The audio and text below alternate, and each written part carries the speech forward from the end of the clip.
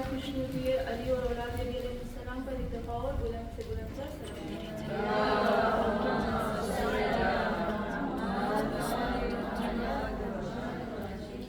سورۃ المبارک الفاتحہ.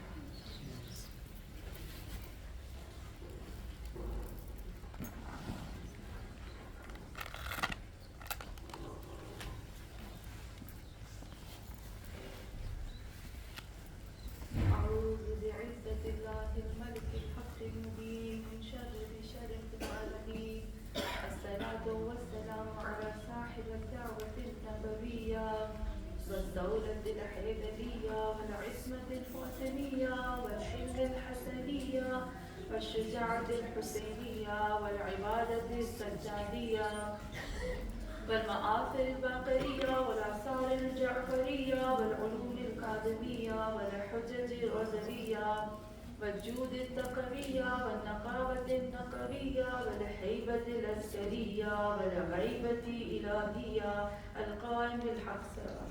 اللهم صل على محمد وعلى محمد وأجل فرجهم.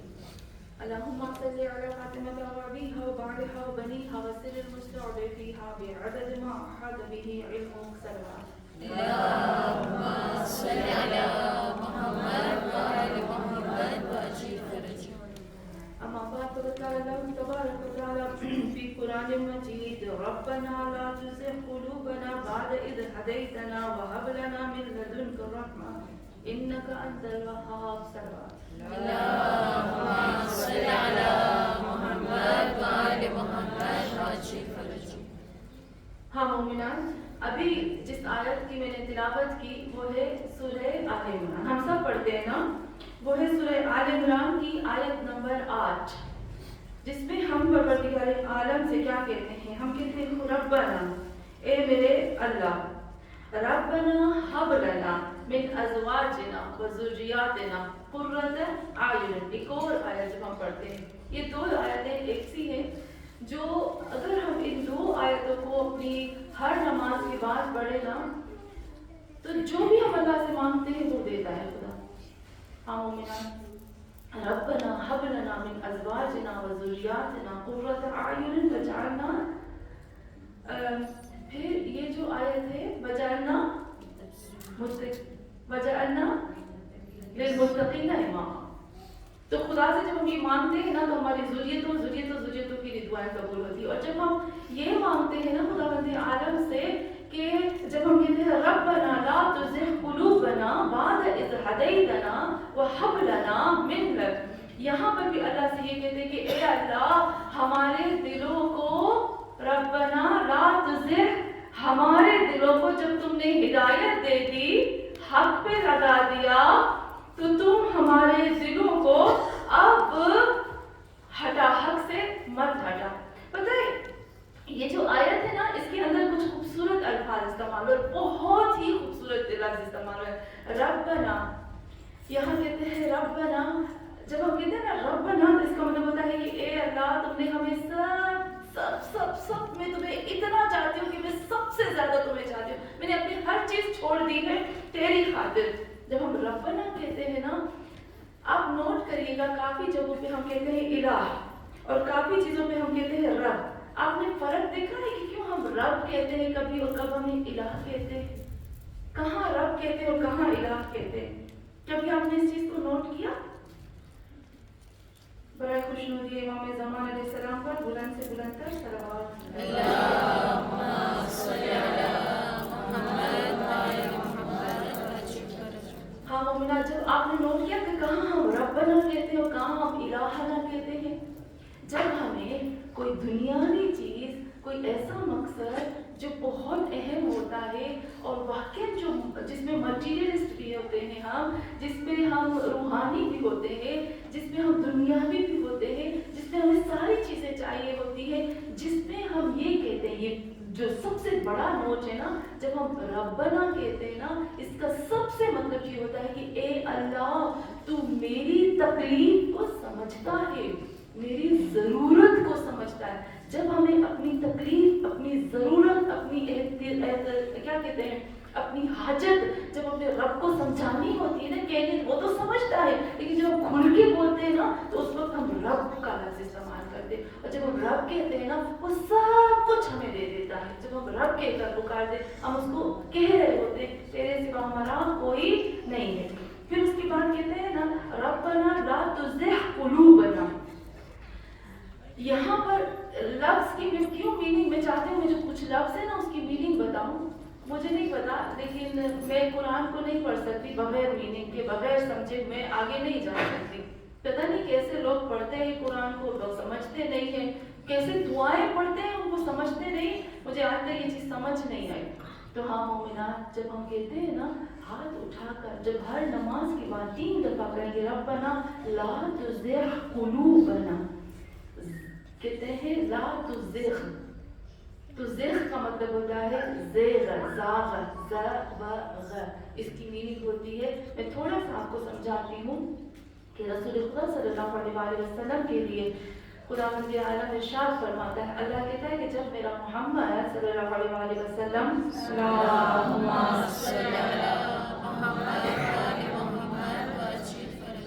جب میرا نبی معراج پر گیا تو یہاں خدا کہتا ہے لا زاغ البصر. کہتے ہیں اتنی میں نے اس کو آیات کبریٰ دکھائی، اتنی دکھائی، اتنی میں اس کو اعلیٰ درجے پہ لے گیا، یہاں تک کہ حضرت جبرائیل اس جگہ نہیں پہنچ پائے کہ میرا نبی پہنچا. اور رسول خدا نے جب آیات دیکھی، آیات کبریٰ دیکھی، آیات دیکھی، وہ فوراً رکوع میں چلے گئے. جب رکوع سے سر اٹھایا نا تو دیکھا اے اللہ تو رکوع سے کہیں آگے، وہ سجدے میں چلے گئے.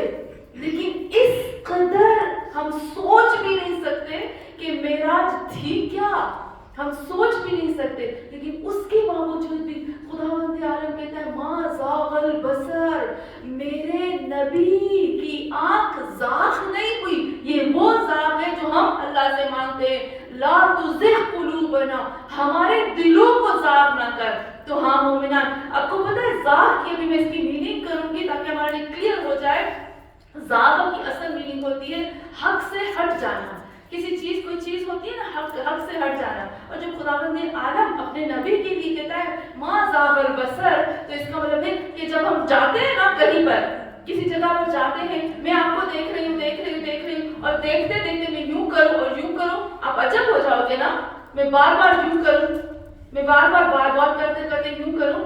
یہ جو حق سے یہ کہتے ہیں نا اپنے جو پوائنٹ ہوتا ہے، اپنے پوائنٹ سے ذرا سا ہٹ جانے کو کہتے ہیں زغغ یا زاغ یا تزغ. اپنے حق سے ہٹ جانے، اپنے مقصد سے ہٹ جانے کو کہتے ہیں. اور اصل مقصد سے ہٹ کر غلط مقصد کی طرف یا وہ جو رانگ ڈائریکشن ہوتی ہے نا اس کی طرف جانے کو کہتے ہیں زغغ. تو یہاں خداوند عالم کہتا ہے اس قدر میں نے آیات کبریٰ دکھائی اپنے نبی کو، لیکن ایک لحظے کے لیے بھی میرے نبی کی نظر یوں نہیں ہوئی. کتنی بڑی بات ہے. اور ہم بھی اللہ سے کہتے ہیں لا تزغ قلوبنا بعد اذ ہدیتنا. اے اللہ جب تم نے ہمیں ہدایت دے دی، اے اللہ جب تم نے ہمیں ہمارے دلوں کو اپنی صحیح ڈائریکشن دکھا دی، صحیح رستہ دکھا دیا، صحیح وے پہ تم لے آئے، تو اے اللہ اب ایک لحظے کے لیے بھی میرے دل کو ادھر نہ ہونے دے. اتنی خوبصورت دعا ہے. ہاں مومنان.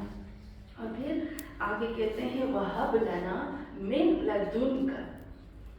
مجھے عربی نہیں کرنی ہے، لیکن یہ جو آیت ہے اس کے اندر ایسے لفظ استعمال اللہ نے کیے ہیں کہ دل کرتا ہے کہ اس کو ہم بیان کریں، کیونکہ ہر لفظ کی میننگ الگ ہوتی ہے. یہاں کہتے ہیں وَهَبْ لَنَا. حب کا مطلب ہے گفٹ. لیکن آپ کو ایک خاص چیز بتاتے چلوں کہ میں نے ابھی تک کہیں نہیں دیکھا اللہ کی ذات کے علاوہ کوئی وہاب ہو. میں نے نہیں دیکھا، کسی کو نہیں دیکھا. وہاب جو ہم کہتے ہیں نا وہاب لنا، حب اور وہاب کا لفظ فقط اللہ کے لیے استعمال. میں نے نہیں دیکھا آج تک، میں بھی ہو. یہاں پر جب ہم کہتے ہیں وہب لنا، اے اللہ تو مجھے دے. وہب کی پہلے بھی میں نے آپ کو میننگ بتائی تھی، آج بھی بتاتی ہوں. وہب کی میننگ ہوتی ہے بے حد و حساب دینا. ایک ہوتا ہے عطا، عطیہ، اور ایک ہوتا ہے الف تے اور یا وہ سمپل ہوتا ہے, دو واپس لے سکتے ہو. ایک ہوتا ہے عین تو ہے یا دو اور واپس نہیں لے سکتے. وہ جیسے کہتے ہیں انا اعطینا الکوثر میں استعمال ہوا. اور ایک ہوتا ہے وہب کا مطلب ہوتا ہے اس قدر دینا. جب ہم یہ دعا پڑھے نا, اس کو ہمیں ذہن میں رکھنا ہے, اے اللہ ربنا ہب لنا. اور یہاں پر بھی اللہ سے کہتے ہیں کہ اے اللہ وہب لنا من لدنک, اے اللہ اتنا دو, وہب دو, دینا, اس قدر دینا, اس قدر دینا, آنکھ بند کر کے دیتے جانا, دیتے جانا, دیتے جانا. یہ نہیں دیکھنا کہ سامنے والا حقدار ہے یا نہیں, لائق ہے یا نہیں, یا اس کو میں دوں گا یہ خراب کرے گا یا نہیں, یہ اس کو سنبھالے گا یا نہیں, یہ اس کی کیئر کرے گا یا نہیں, اس کو کچھ خاص رکھے گا یا نہیں, اس کو ضائع کرے گا یا نہیں, اسراف کرے گا یا نہیں, کچھ نہیں دیکھنا. بس دیتے جانا, دیتے جانا, دیتے جانا, اور دینا دینا دینا ایسا کہ اس کو دوبارہ واپس نہ لے سکے. اس کو کہتے ہیں وہاب. تو ہم نے اللہ سے کیا کہا, وہاب لنا. اور تیسری بات ہم نے اللہ سے کہی اس آیت میں, اتنی خوبصورت آیت ہے. ہم بڑے بڑے اعمال کرتے ہیں, بڑے بڑے وظیفے کرتے ہیں, بڑے بڑے بیٹھ کر گھنٹوں تک کرتے ہیں, کیا فائدہ اس گھنٹے کا. ایک آیت کو جب اگر ہم نے سمجھ کے کر لیا نا, تو وہ ساری چیزیں ہمیں عطا ہو جاتی ہیں. ربنا لا تزغ قلوبنا بعد اذ ہدیتنا وہب لنا. پھر یہاں جو لفظ استعمال ہوا ہے نا, وہ بہت امپورٹنٹ لفظ استعمال ہوا ہے, بہت بہت. یہاں پر میں اگر غلط پڑھوں تو آپ مجھے ٹھیک کریے گا, اگر میں صحیح پڑھوں تو ٹھیک ہے, ہاں اگر میں غلط پڑھوں تو مجھے ٹھیک کریے گا. وَهَبْ لَنَا مِنْ عِنْدَكَ, میں نے صحیح پڑھا, مِنْ قَرِيبِكَ, صحیح پڑھا, غلط پڑھا نا. تو دیکھا آپ نے کیوں یہاں پر جو لفظ استعمال ہوا ہے من قریب کا, من عندک نہیں استعمال ہوا, کیونکہ ان کی میننگ الگ ہے. من لدن کا آیا ہے, لدن الگ ہوتا ہے. جب میں کہتی ہوں نا کوئی چیز, یہ جو میرا فون ہے, میں کہوں گی عندی, یہ میرے پاس ہے, یہ عندی, یہ میرے پاس ہے, آپ سب کو نظر آ رہا ہے. قریب, یہ میرے پاس ہے, یہ آپ سب میرے قریب ہے. لیکن جب میں کہتی ہوں نا لدن, لدن کا مطلب ہوتا ہے میں نے اپنے گھر میں کا کچھ خاص چیزیں جمع کر کے رکھی ہیں, بہت بہت اہم چیزیں جو بہت ایکسپینسو ہیں, قیمتی ہیں, جن کو میں نے لاک اپ میں بند کر کے رکھا ہے, میں کسی کو نہیں دیتی. لیکن جب آپ کہتے ہو یا میرا کوئی خاص, جو کوئی پیارا میرا بندہ, ان میں سے اس چیز کو نکال کے دوں نا, اس کو کہتے ہیں لدن. ہم اللہ سے کہتے ہیں وہب لنا من لدن کا, اے اللہ جو تم نے اپنی خاص چیزیں, خاص بہت امپورٹنٹ, جس کو تم نے سب کو نہیں دیا, جو تم نے قیمتی چیزیں چھپا کے رکھی, اس میں سے میرے لیے تو وہاب بن جا. کتنی خوبصورت ہے نا. اور پھر ہم اللہ سے کہتے ہیں, اور مزے کی بات میں عجب ہوتی جب یہ آیت پڑھتی ہوں, لدن کا رحمتن, اپنی رحمت سے جو خاص چھپا کے تم نے رکھی ہے, اس میں سے دے دے. میں اس آیت کا ترجمہ نہیں کر سکتی, جتنی میری طاقت ہے اس کے مطابق میں آپ کو بتا رہی ہوں, اور جس کی جتنی عقل اور جتنی کیپیسٹی ہوگی نا, وہ اس کے اندر اتنا جائے گا. وَهَبْ لَنَا مِن لَدُنْكَ. پھر یہاں اللہ سے ہم کہتے ہیں رحمتاً, وہ جو رحمت تمہاری خاص چھپا کے رکھی ہے. اور دوبارہ پھر ہم اللہ سے کہتے ہیں, میں جو عربی پڑھتے ہیں نا وہ سمجھ جائیں گے. پھر دوبارہ آپ لفظ یوز دیکھو تو صحیح, اس آیت میں لفظ کیا استعمال ہوئے ہیں. پھر اللہ سے کہتے ہیں انکا, انا, پھر کا, پھر انت, پھر دوبارہ الوہاب, مبالغہ. مجھے نہیں پتا میں اس کا کیا ترجمہ کروں, کتنی خوبصورت دعا ہے. انکا, حقیقت, حق اور حقیقت, ایسی حقیقت کہ جس کو کوئی ختم نہیں کر سکتا, جس کے خلاف کوئی پروف نہیں لا سکتا, جس کو کوئی جھٹلا نہیں سکتا. تو اور صرف تو, تیری ذات کے علاوہ کسی کے اندر یہ طاقت نہیں ہے کہ وہ وہاب بن جائے. اے اللہ تو میرے لیے وہاب بن جا. کیونکہ میں بار بار وہاب کہہ رہی ہوں, اس کا ترجمہ میں نہیں کر سکتی, کیونکہ یہ مبالغہ ہے, یہ حد سے زیادہ ہے. اس کو الفاظ تو ہم نہیں ڈھونڈ پائیں گے اپنے لفظوں میں. تو ہاں مومنان، آپ نے دیکھا کہ کتنا خوبصورت خداوند عالم ہمیں دعا سکھاتا ہے. لیکن اس دعا کا مقصد کیا ہے؟ میں آتی ہوں اس کے مقصد کی طرف. یہ دعا ہمیں کیا کہتی ہے؟ کہتی ہے ربنا لا تزغ قلوبنا بعد اذ ہدیتنا. یہاں سب سے مین چیز یہ جو وہاب ہے، اللہ کس کے لیے وہاب بنتا ہے؟ سب کے لیے وہاب نہیں بنتا. اچھا پتہ ہے کیا ہوتا ہے جب وہاب بنتے ہیں نا؟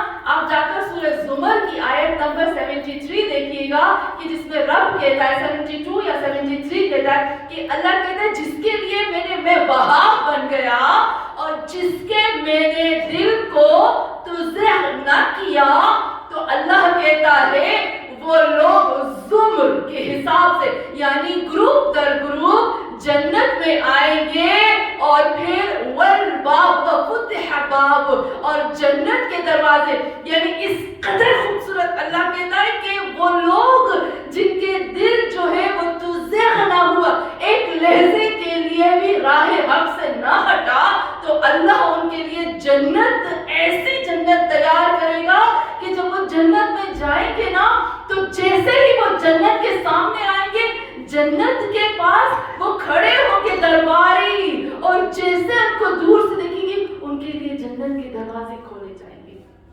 ہاں مومنان، تو یہ کس کے لیے ہے؟ یہ ان کے لیے ہے جن کے دل جو ہے وہ کبھی راہ حق سے نہیں ہٹتے ہیں. یہ اللہ ان کے لیے کہتا ہے.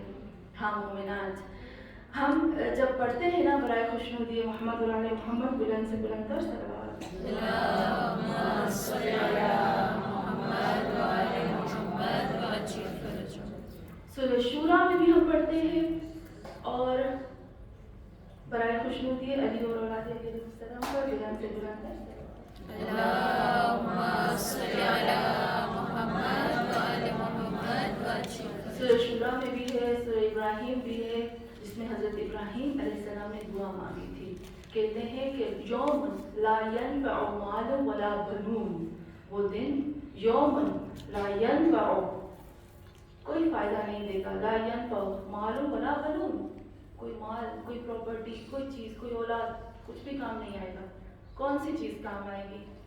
الا من اتی اللہ بقلب سلیم، وہ جو آئے گا قلب سلیم کے ساتھ. قلب سلیم کیا؟ لا تزغ قلوبنا، اے اللہ ہمارے دلوں کو حق پہ رکھ، وہی قلب سلیم.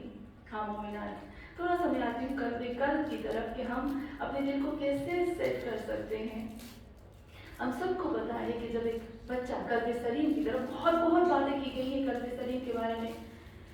یہاں پر تھوڑا سا بتاتی جاؤں کہ جب ایک بچہ پیدا ہوتا ہے نا، جب ایک بچہ پیدا ہوتا ہے تو اس کا جو دل ہوتا ہے وہ کتنا صاف ہوتا ہے، اتنا صاف شفاف ہوتا ہے نا، کرسٹل کی طرح چمکیلا، ڈائمنڈ کی طرح نور نکل رہا ہے، روشنی نکل رہی ہے، پیور ہے، نہ گندگی، نہ غلاظت، نہ دھوپ، نہ دھول، کچھ صاف کلین.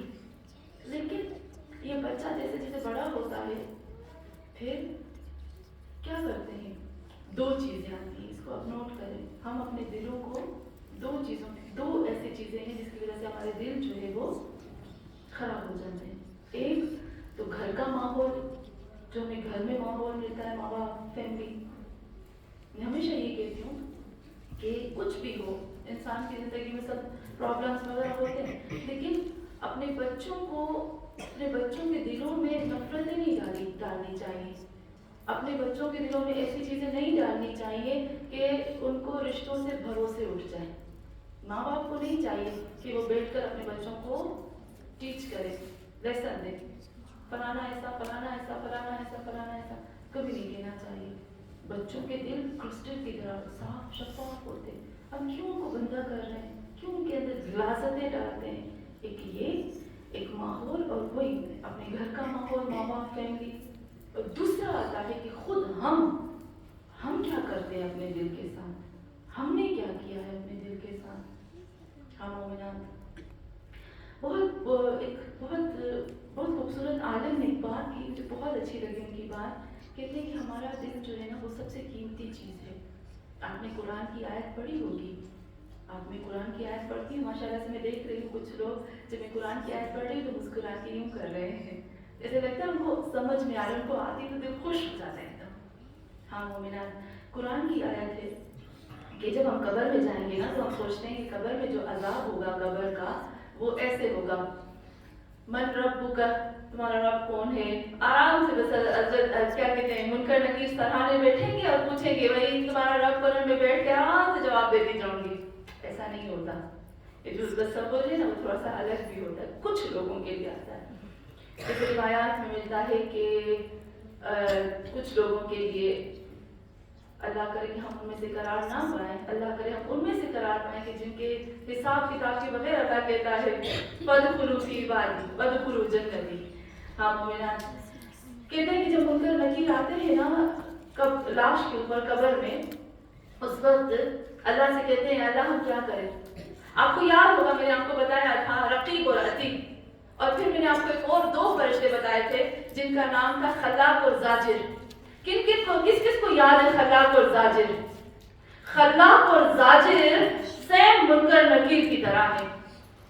تھوڑا سا یاد دلانے کے لیے پھر سے یاد دلاتی ہوں، خلاق اور زاجر 2 فرشتے ہیں، منکر نکیر 2 فرشتے ہیں۔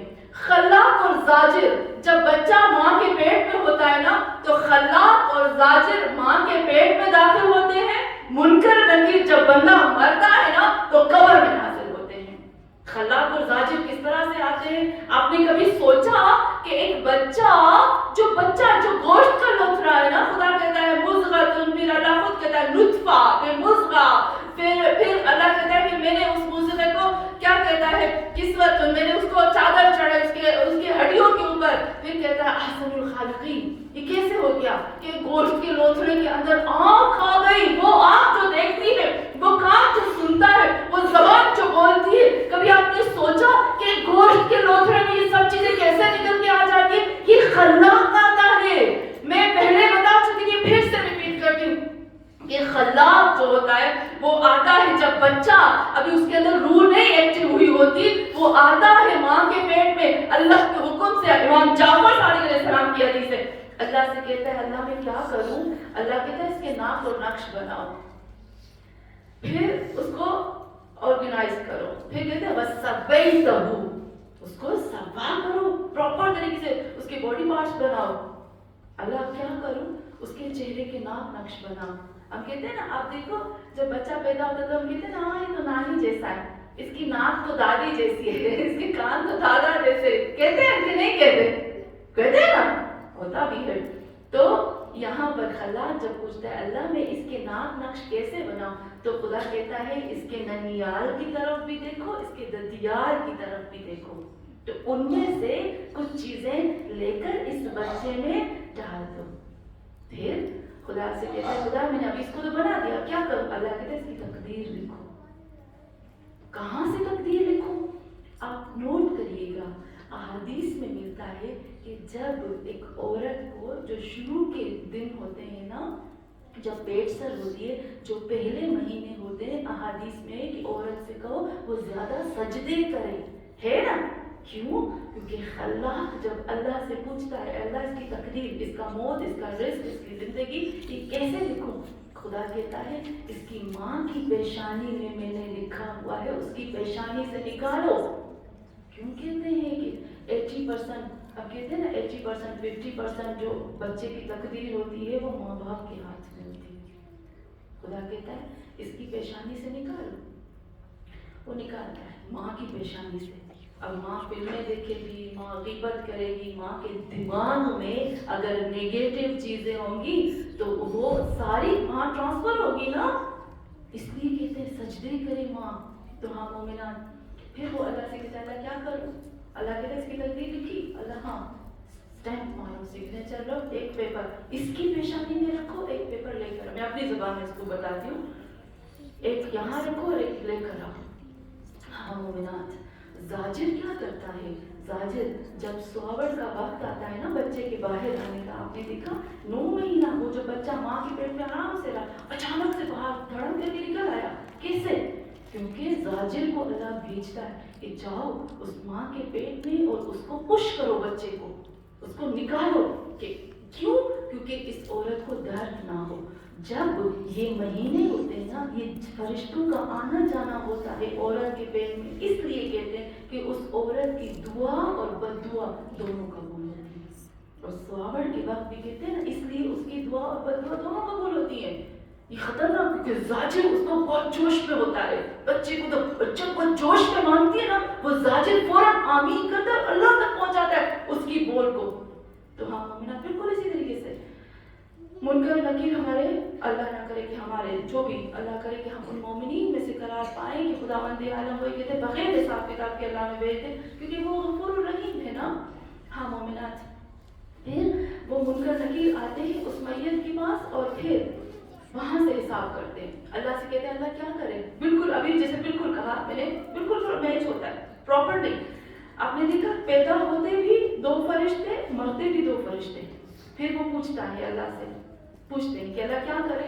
اللہ کہتا ہے اس کا دل چیرو، اس کا سینہ چیرو، اس کا سینہ چیرو. ہاتھوں سے وہ چیرتے. قرآن کی آیت ہے وَحُصِّلَ مَا فِي الصُّدُورِ. اللہ کہتا ہے ان کا حساب کرو. اللہ کیسے حساب کرے؟ اس کا دل نکالو، اس کو نچوڑو. وَحُصِّلَ، قرآن کی آیت ہے وَحُصِّلَ مَا فِي الصُّدُورِ. جو نچوڑا ہے نا، جو دل کو نچوڑا ہے نا، اس میں سے جو جوس نکلتا ہے وہ ہے حساب. اس کے مطابق حساب کتاب ہوگا. ہاں مومنات، ہمارے دل کتنے قیمتی ہیں ہمیں نہیں پتا. رسول خدا فرماتے کہ انسان کے جسم میں ایک گوشت کا لوتھڑا ہے، اگر وہ ٹھیک ہو جائے نا، اگر وہ ٹھیک ہو جائے نا، یہ جو گوشت کا لوتھڑا ہے، پورا انسان ٹھیک ہو جائے گا. مجھے ایک حدیث بہت خوبصورت لگتی ہے رسول خدا صلی اللہ علیہ وسلم کی. اللہم صلی علی محمد وآل محمد. ہاں مومنات، مجھے ایک رسول خدا صلی اللہ علیہ وسلم کی حدیث بہت خوبصورت لگتی ہے کہ ایک شخص آتا ہے اور رسول خدا سے پوچھتا ہے کہ اے میرے نبی، میں پوچھنا چاہتا ہوں کہ میں زندگی کیسے گزاروں، میں خوبصورت زندگی کیسے گزار سکتا ہوں کہ ایسی زندگی کہ آخرت میں بھی میرا حساب کتاب نہ ہو. تو رسول خدا صلی اللہ علیہ وسلم نے فرمایا کہ ایسی زندگی گزارو کہ اگر تمہارا دل، تو خوبصورت کہا، اگر تمہارا دل سینے سے نکال کر اس کو چیر کر لوگوں کے سامنے رکھا جائے تو تمہیں شرم نہ آئے. سمجھے آپ؟ یعنی تمہارا ظاہر اور باطن ایک ہو. تمہارا دل کا اگر سب کے سامنے ظاہر بھی ہو جائے نا تو بھی تمہیں پرواہ نہیں ہونی چاہیے. تم ایسی زندگی گزارو. ہاں مومنات، دل بہت قیمتی چیز ہے. اب اس کو صاف کرنے کی باری آتی ہے نا. ہم جس دور میں رہتے ہیں نارمل ہے کہ غلطیاں ہوں. میرے محمد صلی اللہ علیہ وسلم کی حدیث ہے، رسول فرماتے کل ابن آدم خطا. حدیث سے تمام ابن آدم غلطی کرتے ہیں، نبی کی حدیث سے. لیکن یہاں خود فرماتے ہیں ان میں سے صرف اور صرف رسول خدا صلی اللہ علیہ وسلم کہتے ہیں کل ابن آدم خطا وخیر الخطاء توابین. اور سب سے جو بہترین غلطی کرنے والے وہ ہے جو توبہ کر کے فوراً پلٹ کے آ جاتے ہیں، واپس آ جاتے ہیں. آپ نے دیکھا جب ایک بچہ ہے نا، وہ چلتا ہے، گرتا ہے، ہم اس کو پھر اپریشیٹ کرتے، ارے کوئی بات نہیں، چلو چلو چلو، پھر وہ کھڑا ہوتا ہے، پھر چلتا ہے. کوئی غلطی کرتا ہے نا، خدا کہتے ہیں کوئی بات نہیں، واپس آ جاؤ اور کرو، آگے نہیں کرو گے. اس طرح سے ہم آگے بڑھتے ہیں. ہاں مومنات، ہمارے دل جو ہے نا اس دور میں بہت میلے ہو گئے ہیں. ہو گئے کہ نہیں؟ ایک چیز ضرور کہوں گی کہ اگر مجھے کہیں کہا جائے کہ تم خدا سے ملاقات کرو، اللہ سے ملاقات کرو، ایک چیز یا کی بڑی شخصیت کے ساتھ ملاقات کرو، میں رات کے پجامے میں جاؤں گی اس کے پاس، میرے کپڑوں میں جاؤں گی، کیا کروں گی؟ اپنے آپ کو صاف کروں گی، کلین کروں گی، پاک کروں گی نا.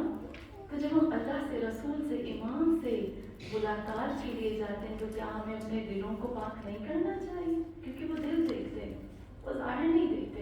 ہمیں اپنے دلوں کو پاک کرنا. کس طرح سے پاک واقع ہے اس کی طرف تھوڑا سا آؤں گی، لیکن ایک چیز جو ہے وہ یہ ضرور یاد رکھنا ہے کہ ہمارے دل جو ہے ہمیں اپنے دلوں کو فلٹر کرنا ہے. مجھے بہت ایک عالم کی خوبصورت چیز لگی، اس نے کہا اپنے دلوں کو فلٹر بناؤ. فلٹر آپ سمجھتے ہیں نا، فلٹر بناؤ. فلٹر میں کیا ہوتا ہے، کہتے ہیں اس طرح سے اپنے دل کو بناؤ کہ اگر آپ اس کے اندر دنیا کی چاہت، عشق، محبت جو بھی ڈالو وہ سب بہہ کے چلا جائے. فلٹر میں کیا رہ جائے، عشق محمد اور آل محمد اور خدا.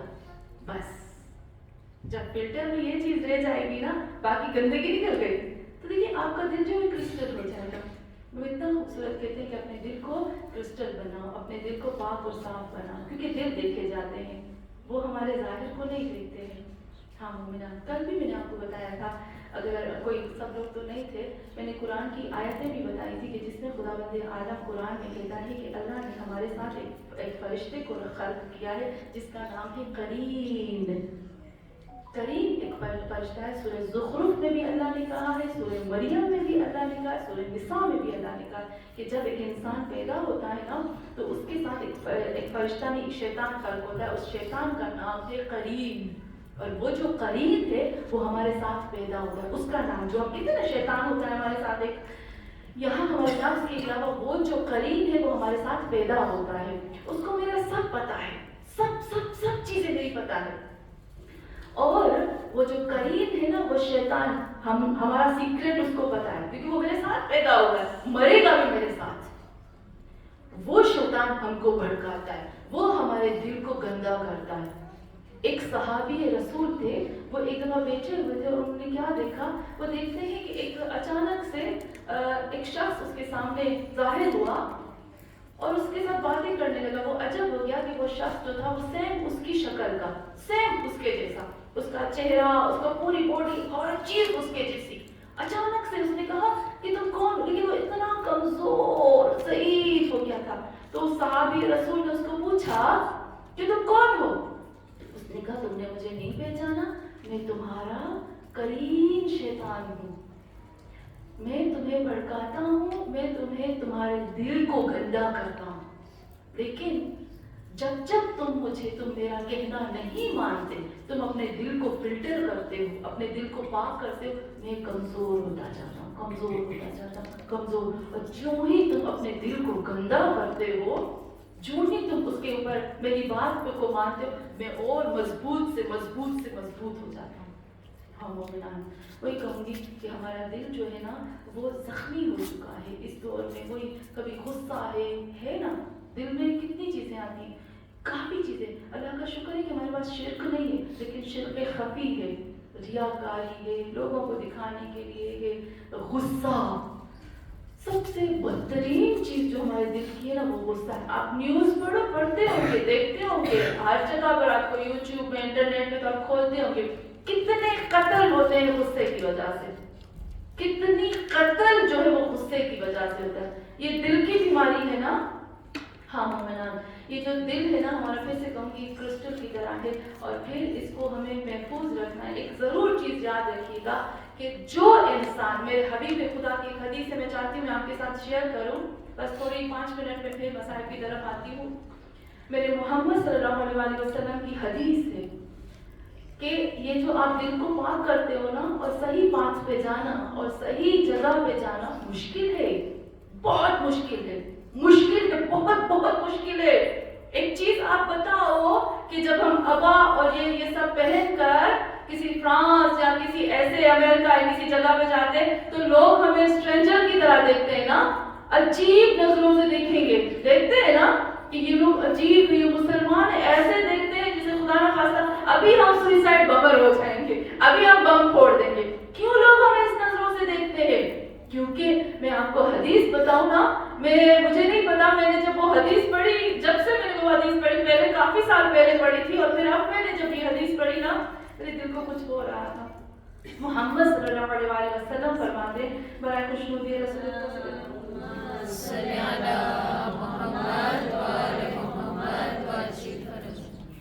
رسول خدا صلی اللہ علیہ وسلم فرماتے ہیں کہ بدأ الاسلام غریبا ورجع الاسلام غریبا.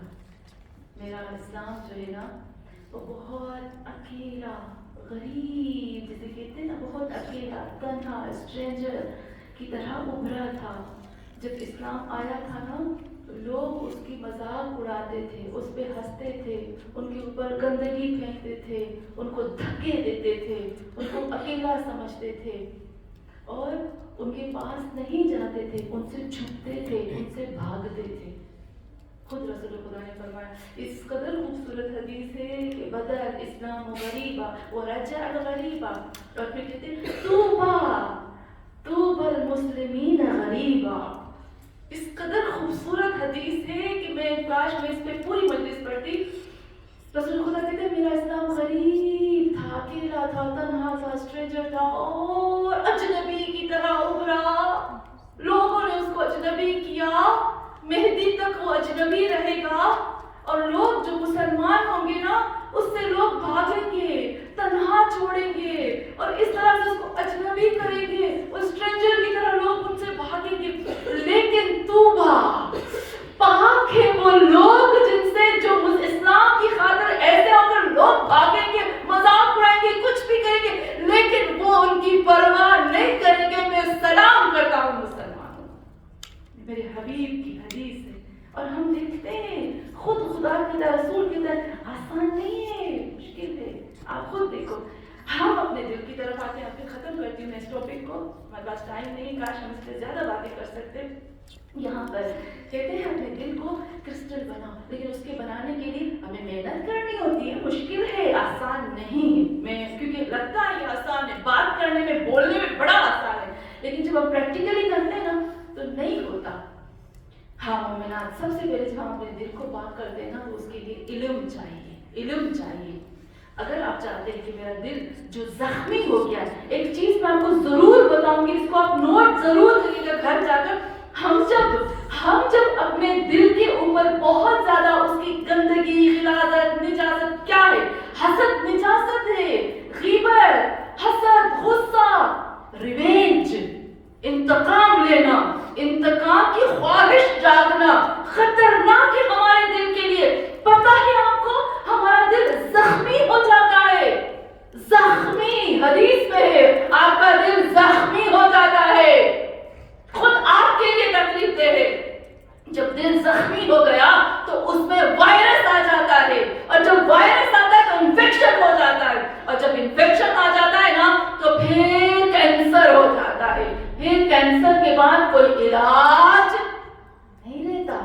تو اس سے پہلے کہ آپ کے ہمارے دل زخمی ہیں، ابھی وائرس آئے، انفیکشن آئے، کینسر آئے، اس سے پہلے اپنے دل کی جتنی بھی گندگی ہے اس کو کاٹ کوٹ کے صاف کر کے دور کر دو.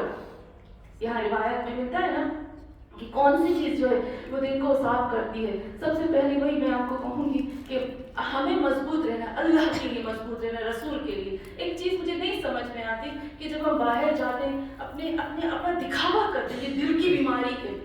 میں اپنے آپ کو سجاؤں کہ لوگ مجھے دیکھیں، لوگ 2 منٹ میں بھول جائیں گے. کتنے لوگ ہماری بیوٹی کو، ہماری چیزوں کو یاد رکھتے ہیں، بھول جائیں گے. میں کس کے لیے کریں، لیکن وہ ناراض ہمیشہ کے لیے ہو جائے گا.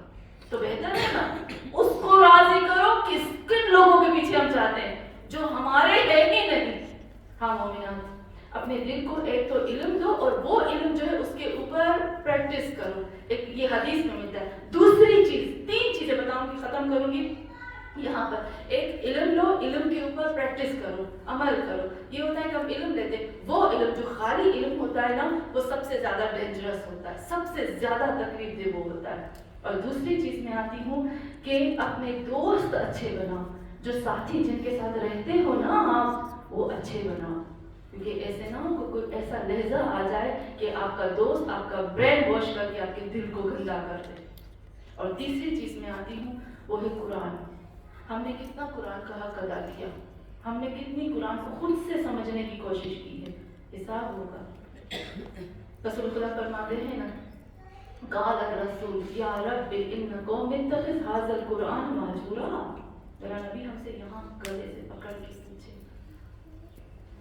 یہ 3 چیزیں آپ کریں، ہم کریں، ہم دیکھیں گے. میں خدا سے کہتی خدا کیوں مجھے پہلے نہیں پتا چلا، کیوں مجھے اتنی دیر سے پتا چلتا ہے.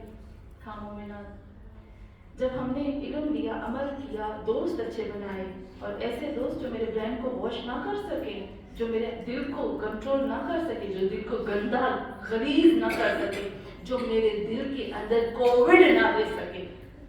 کووڈ تھا نا، ایک دوسرے سے لگتا تھا نا، دوستوں سے بھی یہ دل کا کووڈ لگتا ہے. پتہ نہیں کتنے کووڈ ہم نے دلوں میں رکھے ہوئے.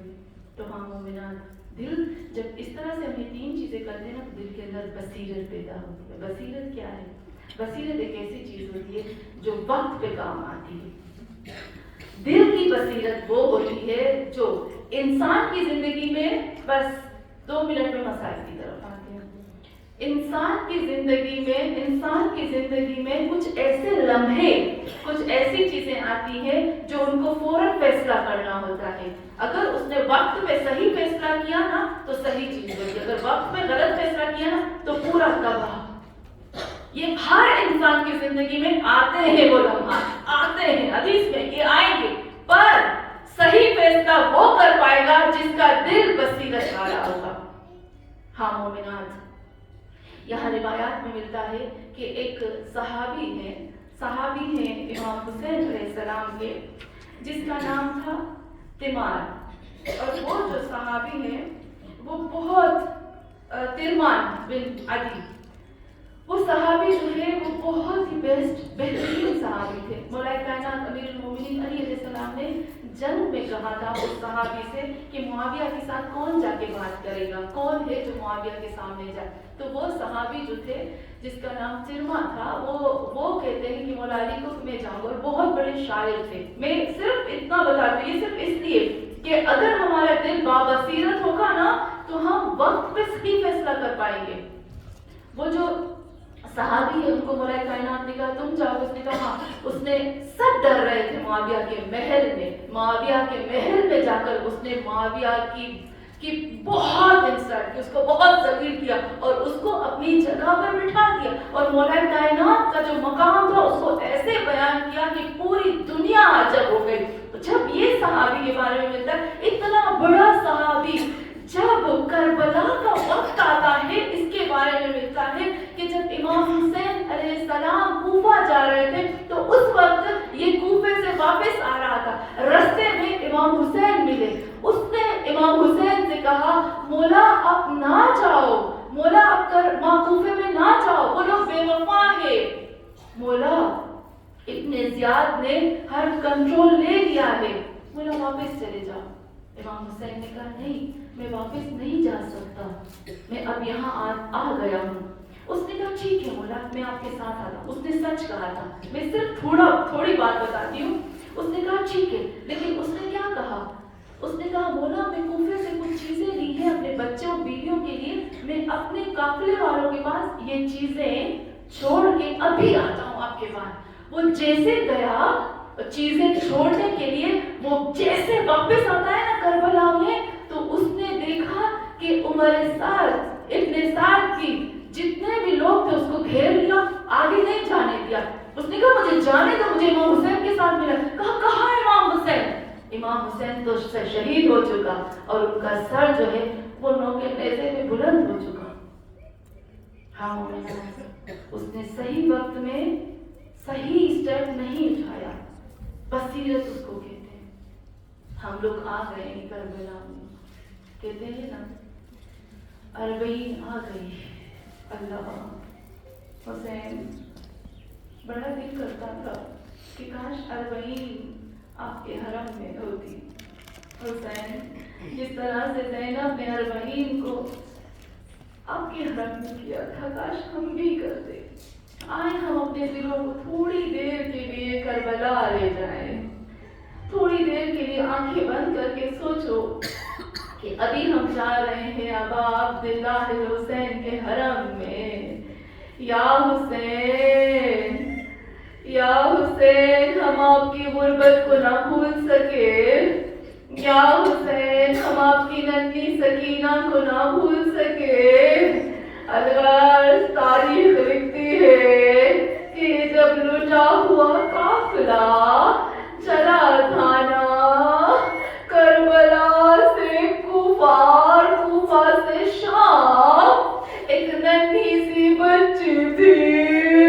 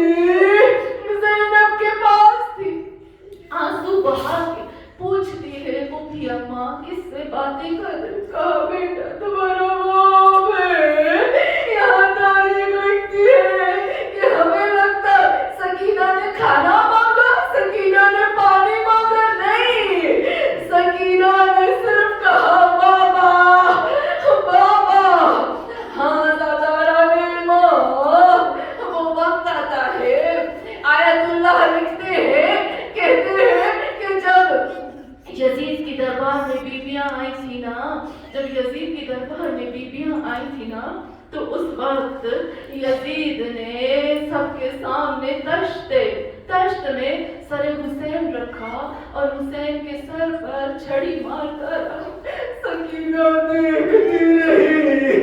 سکینہ کو کوئی بیماری نہیں ہوئی، سکینہ نے یہ جو دیکھا یہ زندان شام میں سکینہ کو لے گیا۔ اللہ لعنت اللہ علی قوم الظالمین اولهم ومن آخرهم آمین یا رب العالمین۔ تقبل منا انک انت السمیع الدعاء۔ یا اللہ ہماری چھوٹی سی عبادت کو اپنی بارگاہ میں قبول فرما۔